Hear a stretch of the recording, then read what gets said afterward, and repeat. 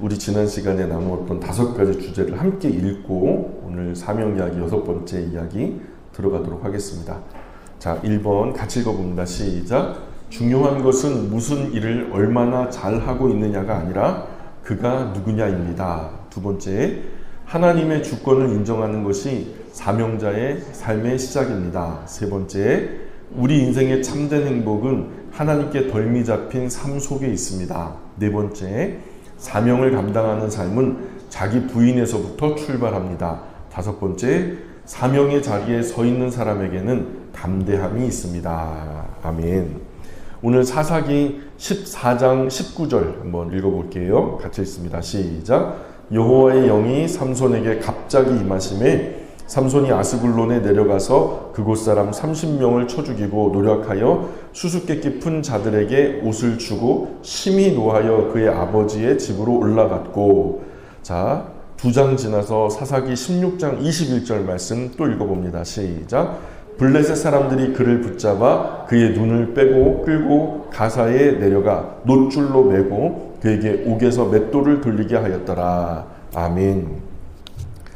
오늘 우리가 사명 이야기 6번째 첫 번째 주제는 제목이 이렇습니다. 같이 읽어볼게요. 시작. 하나님의 손에 붙들릴 때 우리 사명은 이루어집니다. 아멘.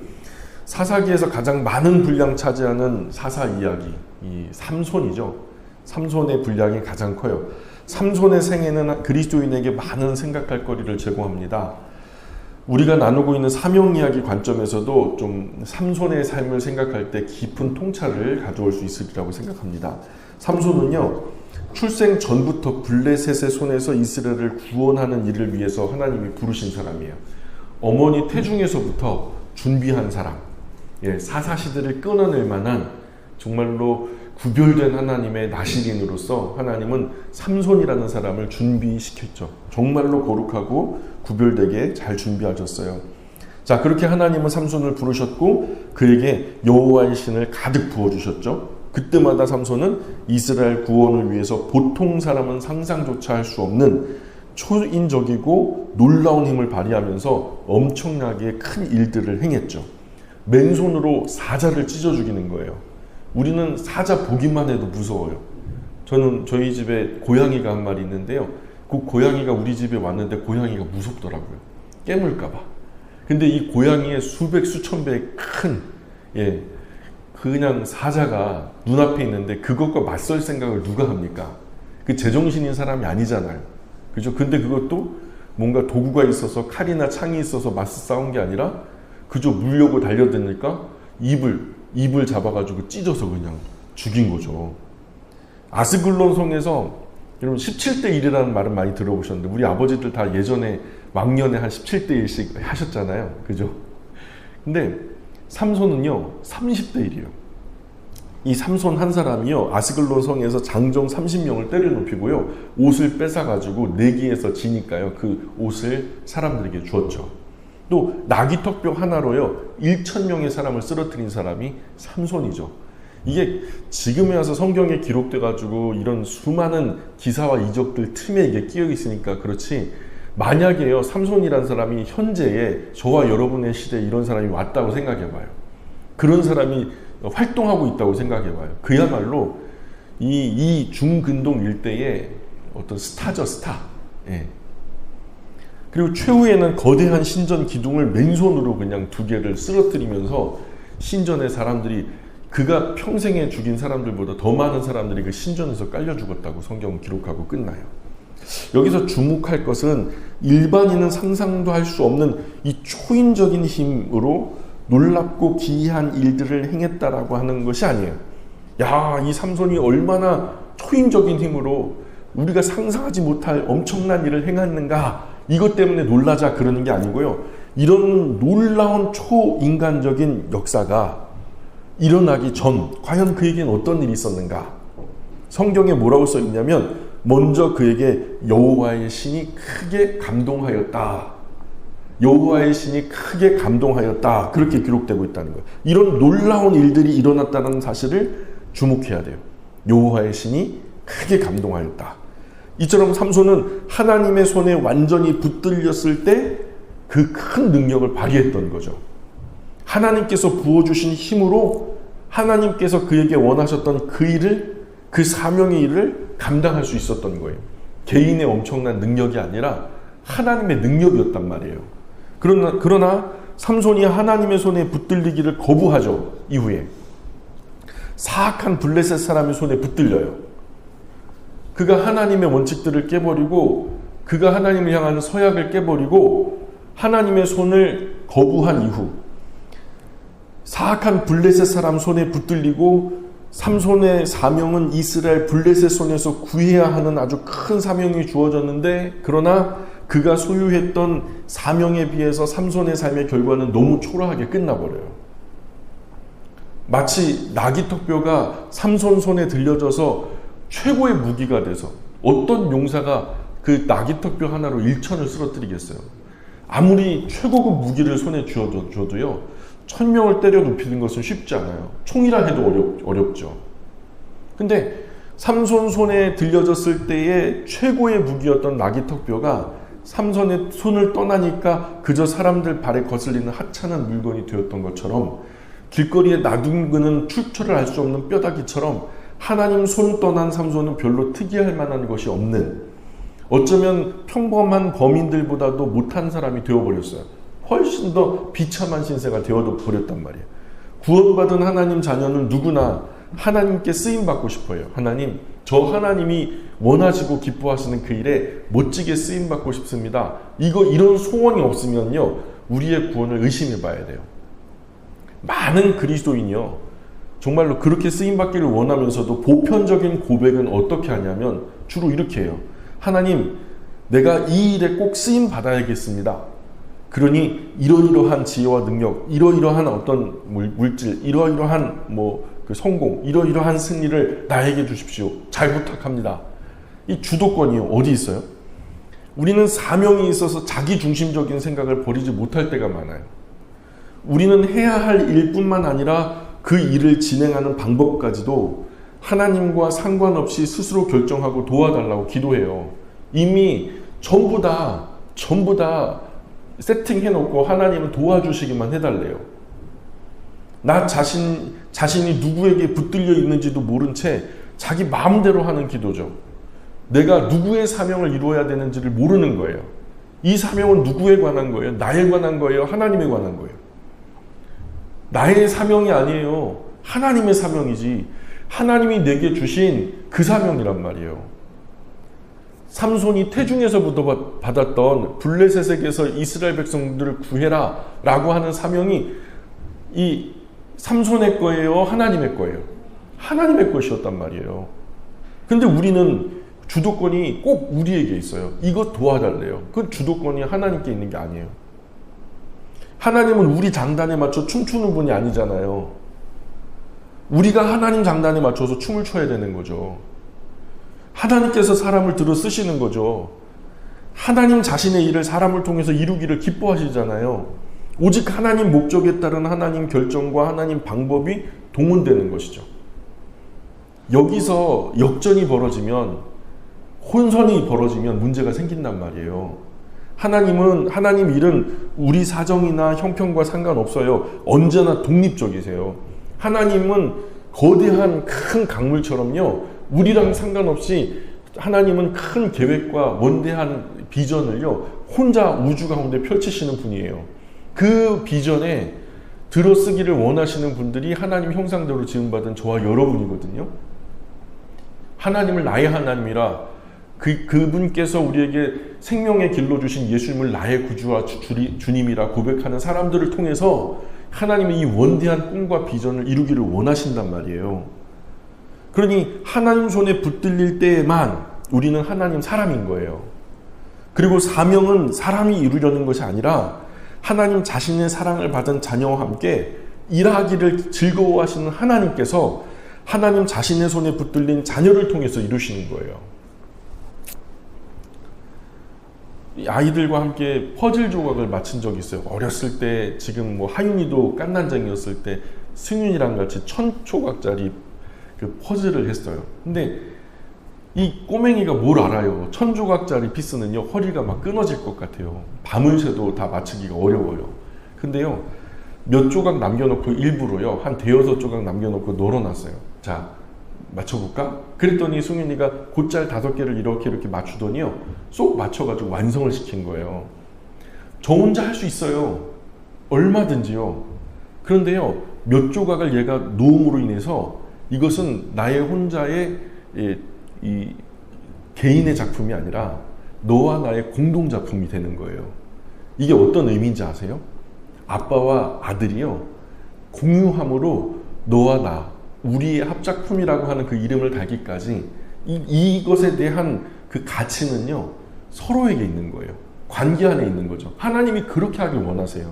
하나님은 혼자 얼마든지 이루실 수 있는 분이세요. 전능하신 분이신데요. 그런데 우리와 함께 하길 원하시는 것은 관계 때문이에요. 어떤 관계냐면 사랑하는 관계. 우리를 하나님의 형상대로 지으시고 하나님은 우리랑 영원토록 사랑하기 위해서 이 땅에 하나님께서 그 아름다운 세상을 펼치시고 본격적으로 그 복된 삶을 펼치시려고 할 때에 죄가 사람의 역사 속에 들어와서 이것이 망가져 버렸거든요. 그러나 하나님의 이 꿈과 비전은 아직까지 포기된 적이 없어요. 거대한 강처럼 지금도 도도하게 흘러가고 있어요. 저와 여러분, 하나님의 사람이 되어서 하나님의 자녀가 되어서 하나님의 백성이 되어서 그 나라의 일을 함께 이루기를 원하시는 거죠. 1000조각짜리 피스 정도가 아니에요.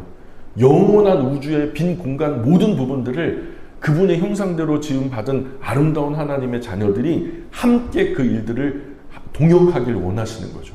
함께 왕과 같이 다스리는 그 아름다운 영원한 나라를 하나님은 함께 하기를 원하시는 거예요.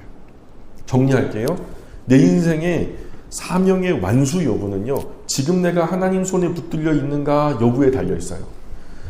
사명에 대한 하나님의 결정, 하나님의 방법은 나의 상황, 나의 여건 상관없이 항상 독립적이에요.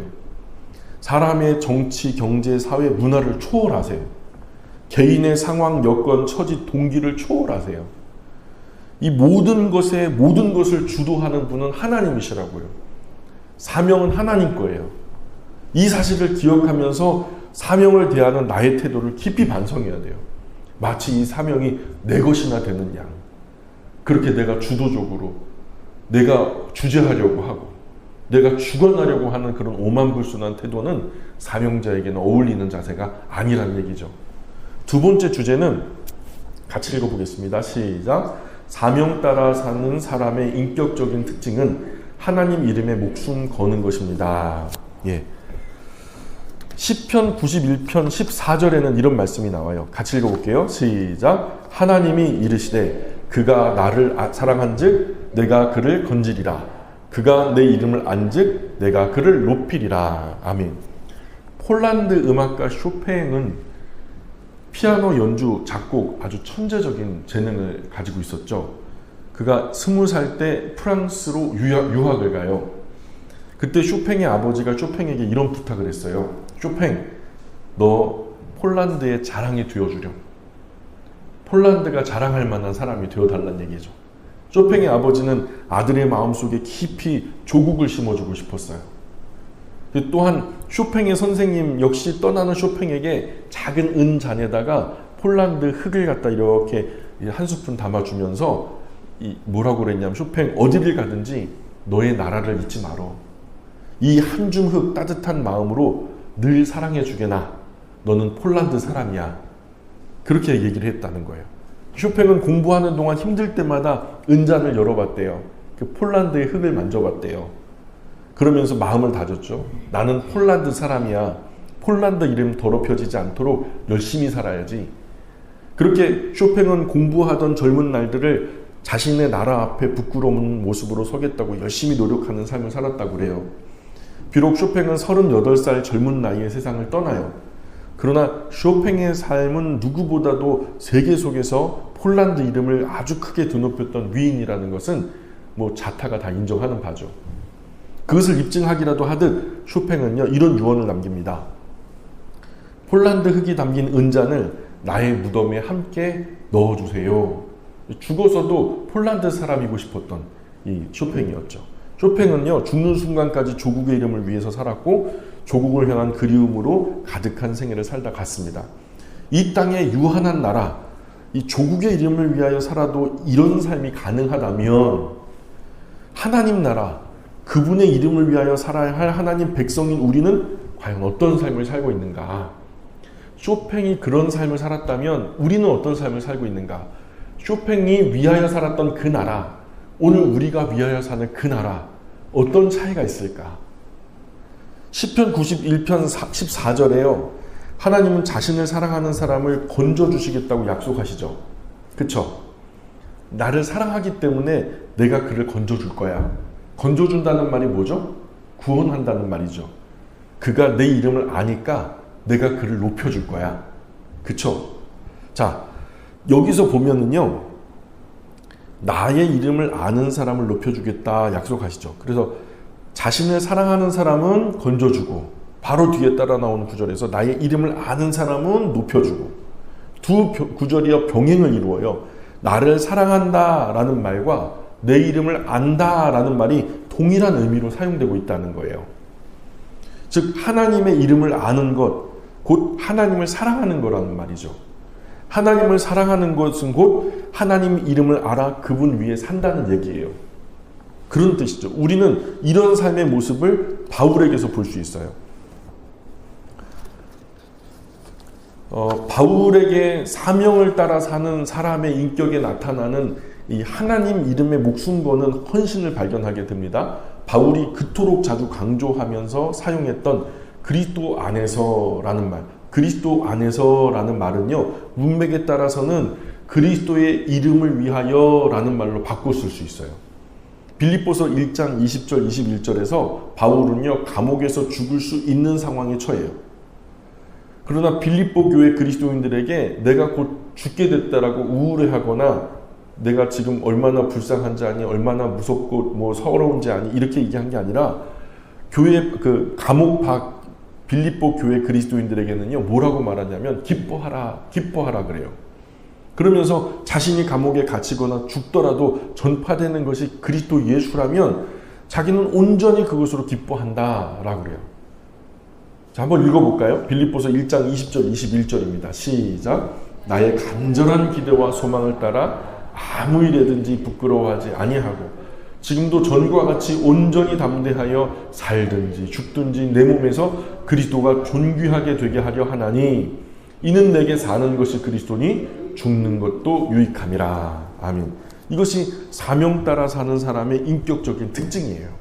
죽으나 사나 하나님의 이름, 예수 그리스도의 이름이 높아지고 하나님 이름을 항상 기억하며 사는 거죠. 조국의 이름 부르다간 쇼팽의 생애처럼 그리스도인은요, 그리스도의 이름에 나의 마지막 생명을 부탁해야 되는 거죠. 정리할게요. 하나님 사랑하는 사람은 하나님 이름이 존귀하게 여김 받으시는 일에 자신의 모든 것을 걸게 되어 있어요.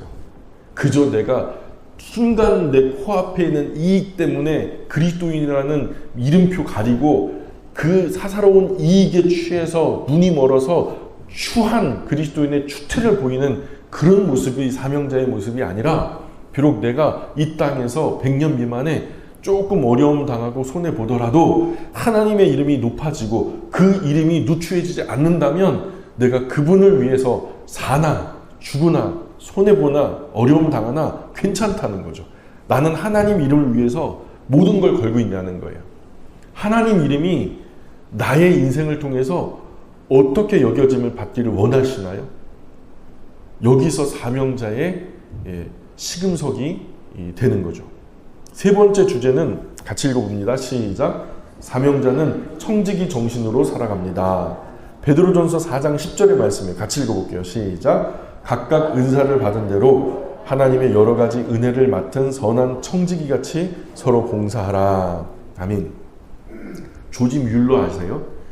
1848년 5월 1일에 조지 뮬러, 기도의 사람이잖아요. 조지 뮬러가 매일 기도 일기를 썼어요. 기도 일기. 그게 이제 책으로 발간되게 됐고요. 뭐 살아생전 5만 번의 기도응답을 받았다. 유명한 이야기죠. 자, 그런데 그 조지 뮬러가요, 5월 1일 날, 1848년 5월 1일 날 이런 일기를 써요. 수입이 적은 형제는 이런 질문을 할지도 모르겠습니다. 이런 나도 헌금해야 합니까? 내 수입이 너무 작아 우리 가족도 근근히 살아갈 정도입니다. 이에 대한 저의 답변은 이렇습니다. 당신의 수입이 적은 이유가 당신이 모은 돈을 당신만을 위해 지출했기 때문이라고 생각해 본 적 있습니까? 만약 하나님께서 당신께 더 많은 물질을 주셔도 당신은 그 돈을 하나님께서 당신 곁에 두신 여러 시리에 빠진 어려운 사람들을 위해서가 아니라 당신 자신의 안락만을 위해서 써버릴 것입니다. 청지기 정신이 무엇인지 생각하는 조지 밀러의 삶의 반면이죠. 청지기라는 말, 집안의 노예들과 주인 사이에 서 있었어요. 위로는 주인이고요, 밑으로는 노예들인 거예요. 그 중간에 청지기가 있어요. 그래서 주인의 그 명령을 받아서 가사 전반을 돌아보면서 노예들을 관리하고 일을 분배하고 또 여러 가지 재산에 관한 모든 것들을 가늠하는 위치가 청지기였죠. 그래서 청지기는 대부분 노예 신분이에요.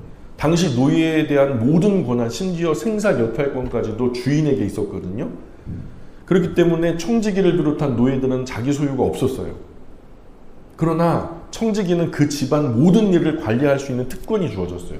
주인의 허락을 받아서 집안에 있는 모든 것들을 활용하고 사용해서 원하는 모든 것들을 할 수 있었단 말이에요. 그러나 청지기 역시 자신의 소유를 주장할 수 있는 위치는 아니었잖아요.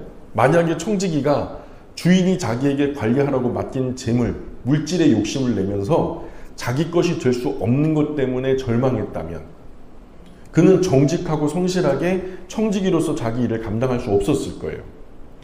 어쨌든 내 것은 아니지만 청지기로 있는 동안 이 모든 것들은 내가 사용할 수 있는 거죠.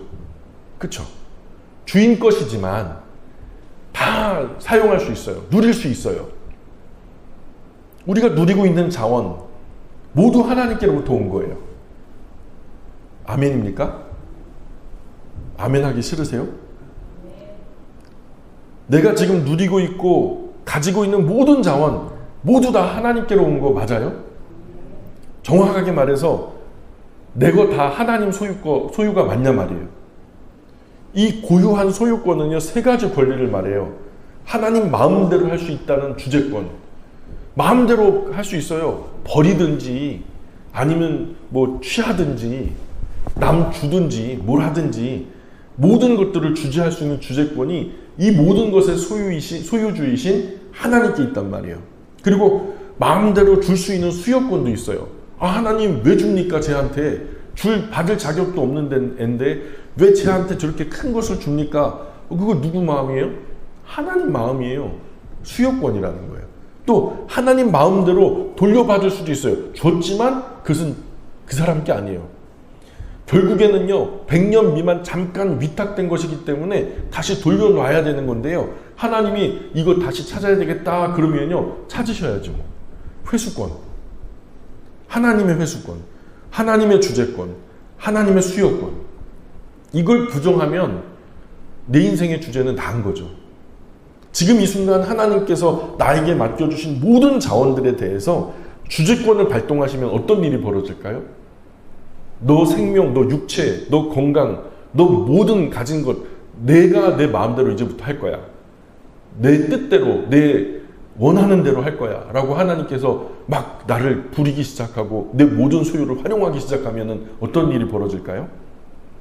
모든 자원에 대해서 하나님이 내 마음대로 쓰겠다 하면서 나에게 주어진 모든 것들에 대해서 하나님의 회수권을 발동해가지고 다 내놔라, 토해내라 그러면요, 내게 주어진 시간, 내게 주어진 물질, 내가 지금 활용하고 있는 건강, 열정, 이 모든 것들 등등 우리는 그저 맡겨주신 자원들을 성실하게 관리하는 임무를 맡은 사람들이라는 거예요. 겸손하게 이것을 고백하셔야 돼요. 늘 다 내려놓을 생각을 해야 돼요. 그게 청지기 정신이죠. 와라 하면은 아멘 하고서 가야 돼요. 그저 소풍처럼 툭툭 털고 와라 그러면 예 주님 하고서 갈 준비하셔야 돼요. 그러나 그렇다고 해서 하나님께서 자기 소유이기 때문에 하나님 외에는 아무도 누릴 수 없게 그냥 딱 가둬놓고 만지지도 못하게 하지 않으셨어요. 하나님은요, 하나님의 것으로 모든 것들을 만들어 놓으셨고요, 그것을 다 누릴 수 있게 하셨어요. 예수님 이름으로 불러 모으신 모든 이들에게 후히 주셔서 누리도록, 누르고 흔들어 넘치도록, 그리고 그것을 충분히 자기들도 누리고, 그리고 그것이 넘쳤을 때 다른 사람도 누리게끔 하는, 그래서 복이 아니라 그저 복의 근원이 되게 하는, 자체가 복을 누릴 뿐만 아니라 또한 다른 사람들에게 복이 되게 하는 그런 은혜를 주셨거든요. 이것이 바로 청지기에게 주어지는 참된 자유의 삶이죠. 내가 손해볼 거 없어요. 하나님이 손해보는 거지. 내가 이익 보는 것도 없어요. 다 하나님의 이익이지. 조지 뮬러는 자신의 일기책에 이런 글을 추가해서 글을 마쳐요. 어떤 방식으로든 세상적인 면이든 영적인 면이든 하나님께서 우리를 그분의 청지기로 삼으실 때 우리가 주인이 아니라 그분의 종으로서 일한다면 하나님은 우리를 더욱 신실한, 그분의 더욱 신실한 청지기로 삼으실 겁니다. 이렇게 기록했어요. 하나님 앞에서 자기 소유 주장하면 우리의 불행은 거기서부터 시작되는 거예요. 하나님 앞에서 계산기 집어드는 순간, 하나님 앞에서 나의 인생의 어느 부분이라도 등기문서 집어드는 순간, 사명의 자리에서 하나님께서 맡겨주신 자원에 대해서 감사하고 누리고 그 자원을 지키고 활용하는 것이 본연의 임무임을 항상 염두에 둘 때는 사명자의 참된 자유, 행복을 누릴 수 있지만 그 어느 한 부분이라도 나의 소유권이 발동되고 내 인생의 주재권이 발동되는 순간 우리는 자유를 잃어버릴 거예요. 사명자의 자유가 현저하게 줄어들 거란 말이에요. 정리할게요. 청지기는 자기 소유를 주장할 수 없어요. 주인의 것을 탐하는 그때로부터 청지기 마음에는 자유가 사라져요. 나는 하나님께서 맡겨주신 자원들이 하나님 것임을 진심으로 인정합니까? 진심으로 인정하세요? 그 모든 자원이 하나님의 것임을 인정하는 사람만 참 자유함 가운데 그 모든 것들을 누릴 수 있게 되는 거죠. 그럴 때 다 취할 수도, 다 버릴 수도 있는 용기가 바로 이 사명자, 청지기들에게 있다는 거죠. 원래부터 내 것이 아니었으니까. 다 던진다 해도 아깝지 않은 거예요. 또한 그런 사람만 참된 사명자의 자리에서 절대로 실족하거나 미끄러지지 않는다는 거죠. 네 번째 주제입니다. 같이 읽어볼게요. 시작. 사명자의 기본적인 태도는 그 무엇도 기도에 양보하지 않습니다. 야고보서 1장 5절입니다. 같이 읽어볼게요. 시작. 너희 중에 누구든지 지혜가 부족하거든 모든 사람에게 후히 주시고 꾸짖지 아니하시는 하나님께 구하라. 그리하면 주시리라. 아멘. 월터 바로우라고 하는 사람이 이런 글을 썼어요. 존경하는 마음으로 방 안에 들어서자 왜소한 체구의 영적인 거인이 무릎 위에 손을 포개고 앉아서 우리를 기다리고 있었습니다. 그분은 얼굴에 광채를 띤 채 우리에게 다정한 미소를 보냈습니다. 그때 그분은 우리가 감히 침범할 수 없는 거룩한 분위기 속에 잠겨 있었습니다. 세월이 흘렀지만 저는 한 가지 생생하게 기억합니다. 우리가 다 모이자 그분은 조용히 말씀했습니다. 우리 모두 기도합시다. 그 기도가 끝나자 우리는 우리가 하나님 사람 앞에 서 있다는 사실을 알게 되었습니다. 여러분, 하나님의 사람 앤드루 머레이라고 하는 사람이 있어요.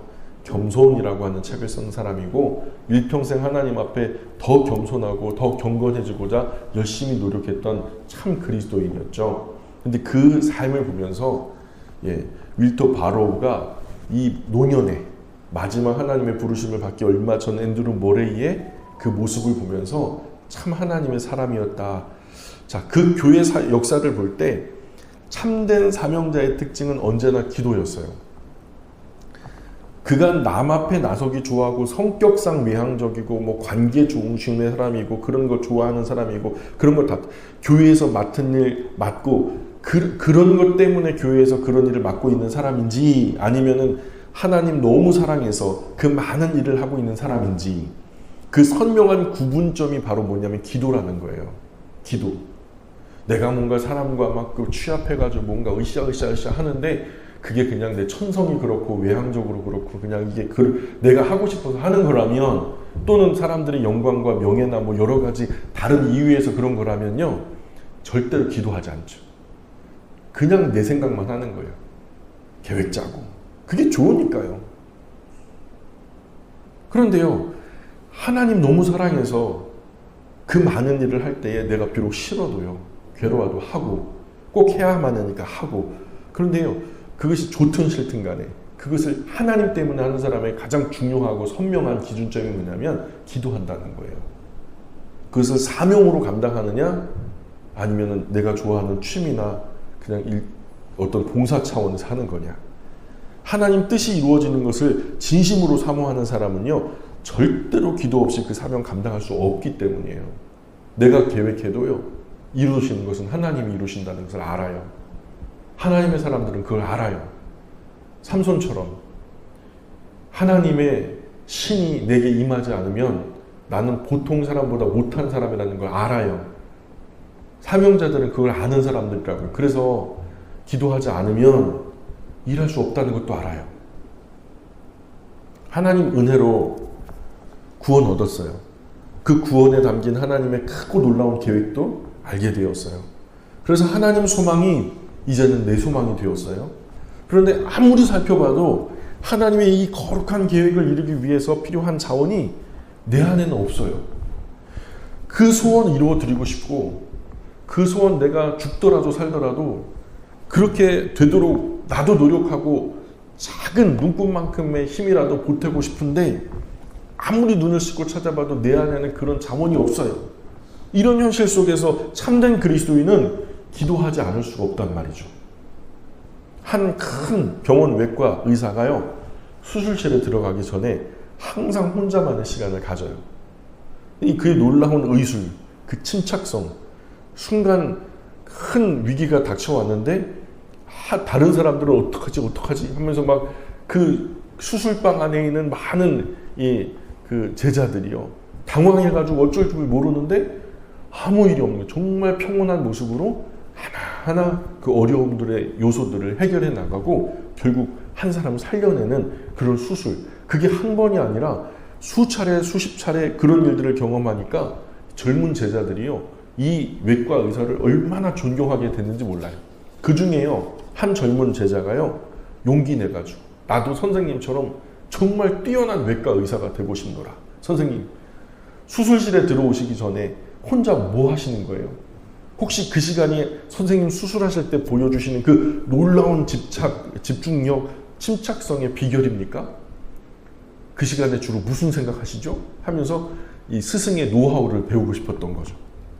근데 그 외과 의사가 이렇게 대답했다고 해요. 그래요. 저는 아주 까다로운 수술 집도할 때도 많아요. 그에 앞서 근심과 걱정에 사로잡힐 때도 많고요. 그러나 저는 곧 주님의 도움을 간구합니다. 그러면 주님은 늘 내게 수술에 필요한 능력과 지혜를 주십니다. 저는 먼저 주님의 도움을 간구하지 않고는 수술 칼을 손에 들어본 적이 없습니다. 여러분, 나는 어때요? 매 순간 하나님으로부터 오는 능력과 지혜를 얻어서 나에게 주어진 사명을 잘 감당하고 있나요? 그저 뭐 특별한 기술 없이도 내가 하는 이 봉사는 그냥 하면 되는 거니까, 여러분 그런 식으로 안이하게 생각하시나요? 이게 하나님에 관한 일이고 하나님 나라에 관한 일이라면 우리가 좀 생각을 달리 해야 되지 않을까요? 하나님과 함께 동역하는 비결은 오직 기도예요.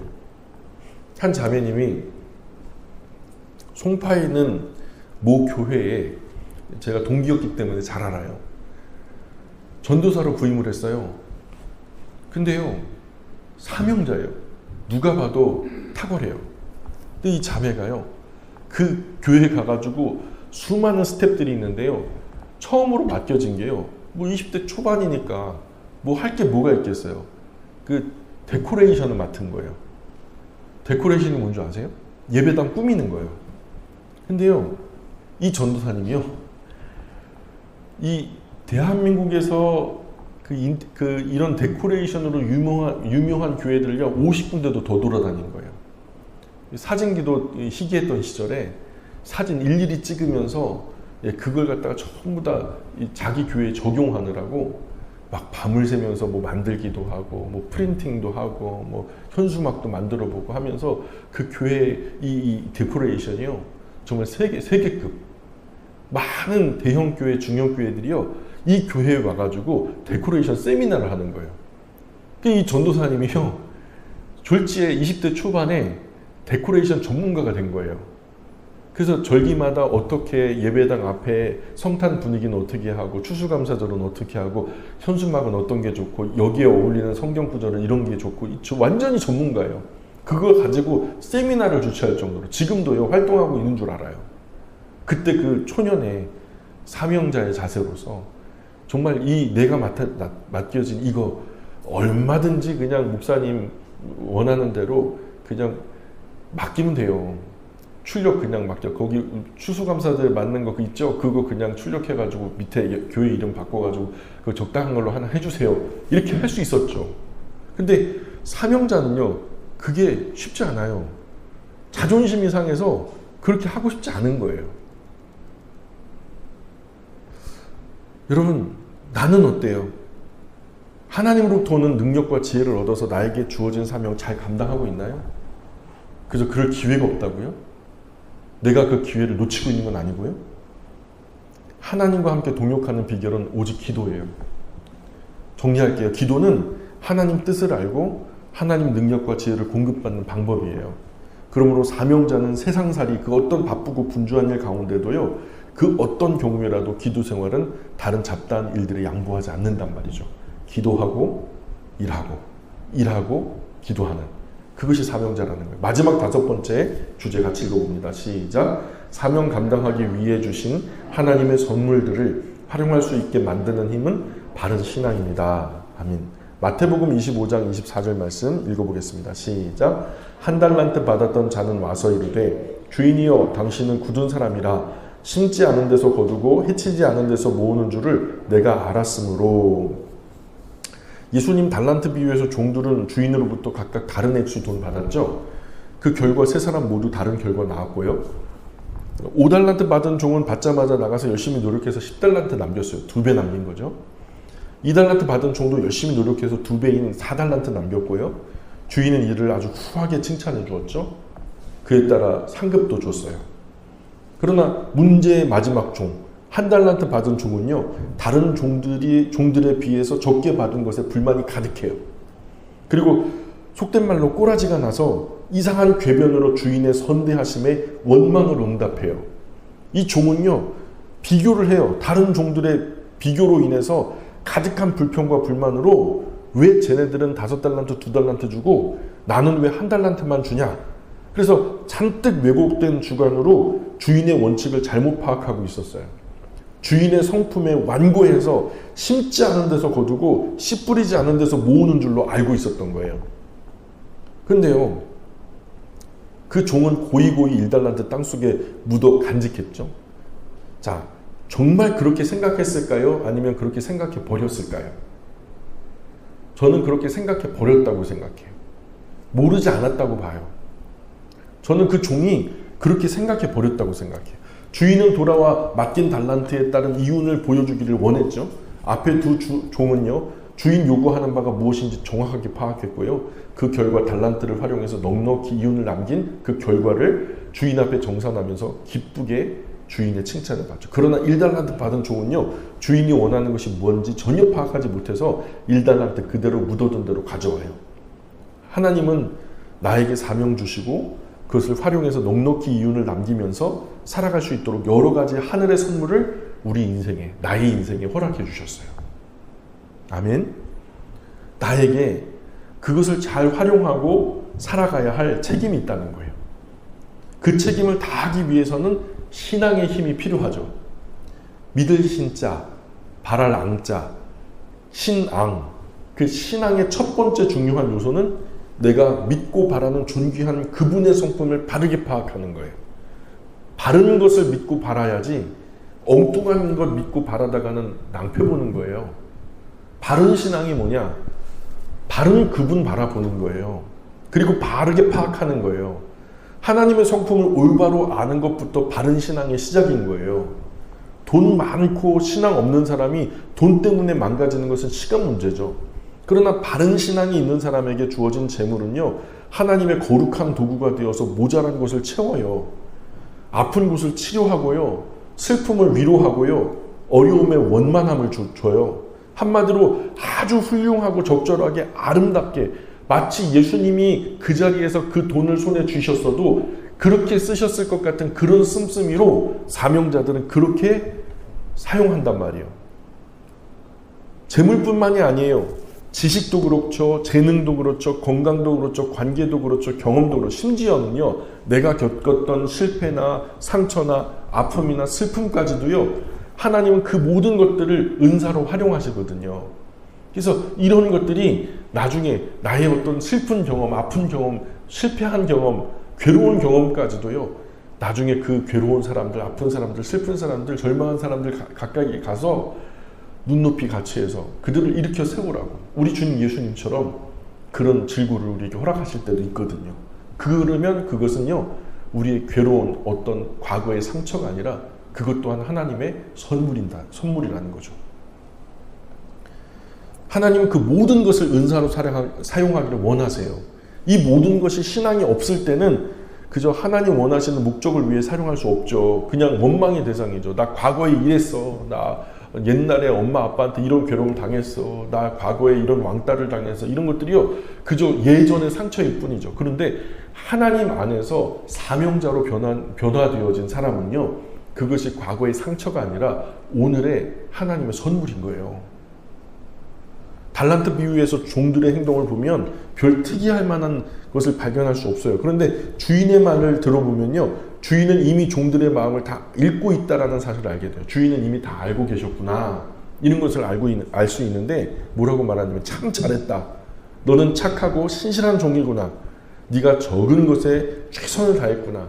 알아주시는 거죠. 알아주시는 거예요. 그가 어떤 노력을 했는지 주인은 아는 거예요. 주인은 이미 다 아는 거예요. 달란트 받은 종의 그 마음 바탕에 착하고 신실한 마음으로 받은 것을 소중하게 여기면서 주인께서 내게 믿고 맡겨주신 이것에 대해서 성실하고 진실하게 보답해야지. 그렇게 일해서 이렇게 좋은 결과가 나왔다는 사실을 알고 계신 거죠. 나에게 하늘의 선물을 맡겨주신 하나님을 알 때 그것이 어떤 목적을 위해서 어떻게 활용되어져야 하는지 알 수 있어요. 하나님은 나의 의도대로 이 귀한 선물이 활용되는 것을 기뻐하며 선하게 여기시죠. 하나님, 이것이 바로 신앙 안에서 하늘의 선물을 적당하게, 적절하게, 바르게 활용하는 방법이죠. 또한 하늘의 선물을 활용할 수 있게 하는 신앙의 진수가 이 원리에서 나온다는 거죠. 우리가 먼저 하나님을 바르게 신앙할 때 정리할게요. 나에게 주신 하늘의 선물을 한번 헤아려 보자고요. 하나님이 내게 도대체 뭘 주셨을까? 아이고, 하나님은 나한테 지질이 준 것도 없고 나는 그냥 맨날 부족하고 목마르고 막 배고프고 아프고 힘들고 괴롭고. 근데요, 사랑하는 이들도 하나님 선물이에요. 남편도 하나님 선물이고 그가 멋지나 속을 새기나 하나님 선물이에요. 아내도 마찬가지고요. 자녀도 부모도 물질도 건강도 지금 이 삶의 모습도 형편도 심지어 겪었던 실패와 성공도 행복도 불행도 기쁨도 슬픔도 아픔도 위로도 질병도 치료됨도 심지어 치료받지 못한 질병도 바울이 그러잖아요. 치료받지 못했는데 그게 자랑이래요. 그게 하나님 앞에 나를 겸손케 하는 도구가 됐대요. 부득불 자랑할 것은 내 연약함 자랑한대요. 모두가 하나님 나라 그분의 영광 위에 쓰실 존귀한 하늘의 선물이죠.